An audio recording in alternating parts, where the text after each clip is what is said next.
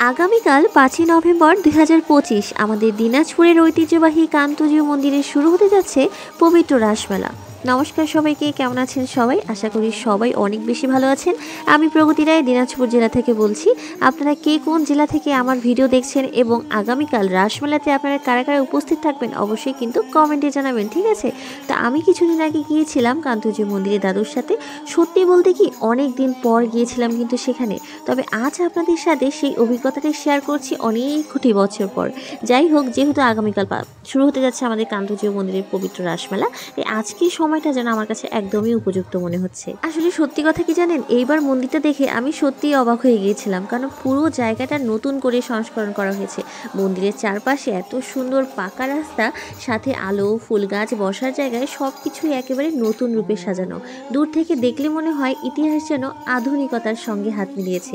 যে মন্দির একসময় শুধু ধর্মীয় স্থাপনা ছিল, তা আজ পর্যটনের এক আকর্ষণীয় কেন্দ্রও বটে। আর সামনে যেহেতু রাসমেলা, তাই কান্তজিউ মন্দিরে এই রাসমেলায় প্রতি বছর হাজারো হাজারো মানুষ বিভিন্ন জেলা থেকে, এমনকি দেশের বাইরেও অনেক ভক্ত ও দর্শনার্থী আসেন এই মেলায় অংশ নিতে। পুরো এলাকায় যেন আলোকসজ্জায়, গান, ঢাক, আনন্দে মেতে ওঠে। ভক্তদের সুখে তখন একটাই কথা ওঠে, কি জানেন? জয় কান্তজি। আসলে এই রাসমেলার আসল মুহূর্তটা কিন্তু মধ্যরাতে, বলা যায় প্রায় রাত 12টার পরে, যখন দেবদেবীর আরাধনা ও রাসযাত্রা শুরু হয়। সেই সময় মন্দির প্রাঙ্গণটা যেন আলোকিত হয়ে ওঠে ভক্তি ও শ্রদ্ধার আলোয়। তাই এই বছর যারা কান্তজি মন্দিরে আসার প্ল্যান করেননি, তাদেরকে অবশ্যই বলবো আপনারা অবশ্যই একবার হলেও ঘুরে যাবেন। তবে দিনাজপুর জেলার এই কান্তজি মন্দির শুধু কিন্তু একটা মন্দির নয়, এটি কিন্তু বাংলাদেশের অন্যতম ঐতিহাসিক একটি মন্দির। দেওয়ালের প্রতিটি ইট যেন এক একটা গল্প বলে আমাদের কাছে, যেমন রামায়ণ, মহাভারত, শ্রীকৃষ্ণের লীলা, আর সেই সময় সমাজ জীবনের নানা দিক সেখানে ফুটে উঠেছে নিখুঁত কারুকার্যর সাথে। আর এই মন্দিরকে কিন্তু নবরত্ন মন্দিরও বলা হয়। কারণ কি জানেন? কারণ এর উপর এক সময় ছিল 9টি চূড়া। যদিও এখন তার কিছু অংশ হারিয়ে গেছে, তবু এর সৌন্দর্য কিন্তু আজও অমলিন।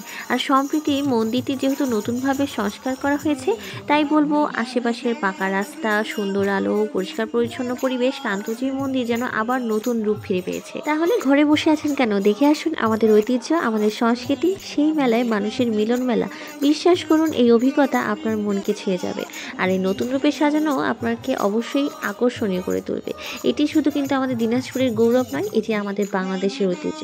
তাই আমি সবাইকে আন্তরিকভাবে আহ্বান জানাচ্ছি, আগামীকাল 5ই নভেম্বর কিন্তু আমাদের রাসমেলা অনুষ্ঠিত হতে যাচ্ছে এবছরের মতো।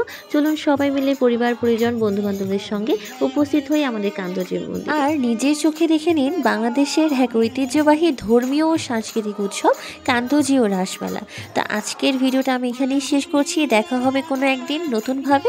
ততদিন পর্যন্ত আপনারা ভালো থাকুন এবং কালকে অবশ্যই আসবেন আর ভিডিওটি সবার মাঝে শেয়ার করে দিবেন সবাই।